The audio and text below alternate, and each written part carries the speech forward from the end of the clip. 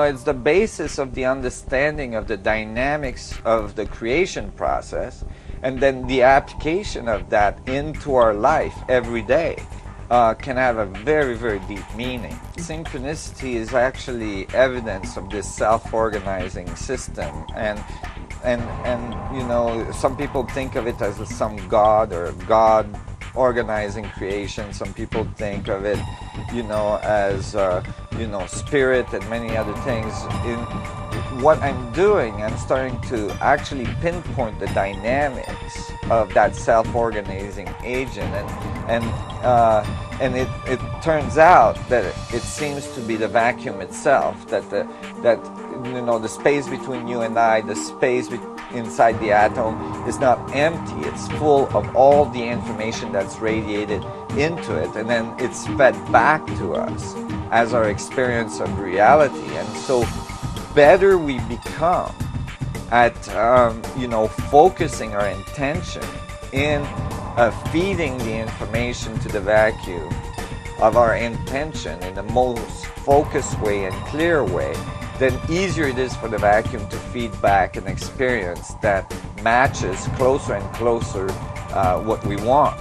But it is always a balance between your internal interpretation and what the universe is feeding you back. It's always a little bit different, because whenever you feed information to the vacuum, whenever you feed information to the universe, then it's modified by all the rest of the people that are feeding information to the universe, and it's coordinated so that we all live in the same consensus reality. You know, people say you create your reality. Well, if everybody created their own reality, nobody would meet.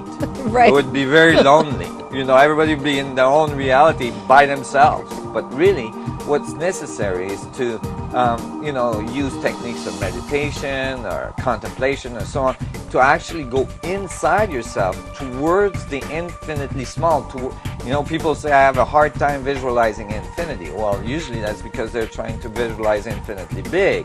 But if they contain the infinitely small, then they have access to the infinite through the infinitely small. And so to turn the senses inwards, which happens to be what most of the masters that walk the earth have been trying to tell us throughout the ages, and to actually go towards singularity, towards the infinite potential inside each one of your atoms, and then to have like a directed, you know, information network, you know, to have access to the information network and direct it in a way that will fulfill, you know, our deepest desires, you know, I think becomes very, very powerful.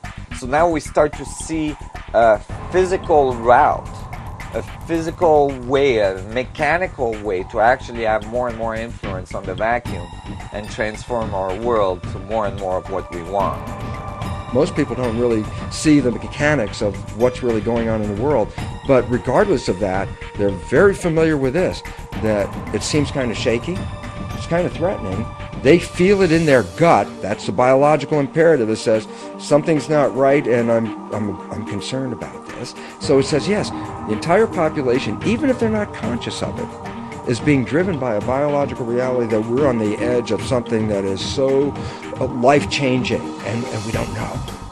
It's very simple, and it works like this.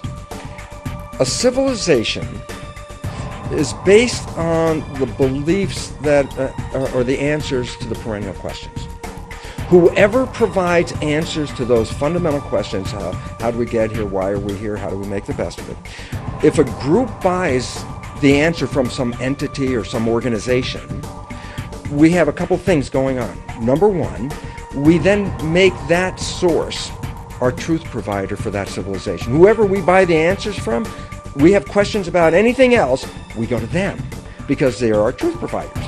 Number two, whatever answers they provide, then we use those as a guide to shape how we live with each other and with our relationship to the planet. And now here's the interesting fun part, that what we have seen over the years is that the answers to the questions change periodically. And when the answers to the questions change, new answers come in, provided by new truth providers with new ways of living life.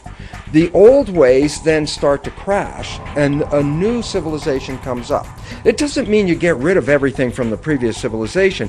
You take the stuff that was good, bring it with you, and then add the new information. So we're always like taking along the things that work and then adding the new things, and the things that don't work at the end of a civilization, we let those go and replace them with the new beliefs. Okay? We have to shift consciousness. We have to raise consciousness.